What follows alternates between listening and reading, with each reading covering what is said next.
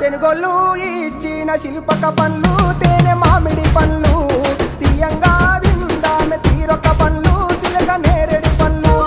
కాపంలో ఇచ్చిన మక్క కంకులు అవి పాల కంకులు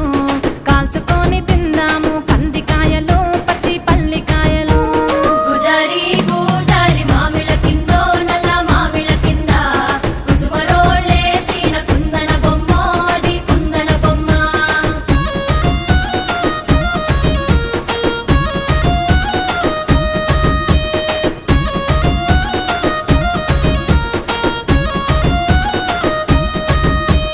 బెస్తోలు పెట్టిన పచ్చి చేపలు అవి వట్టి చేపలు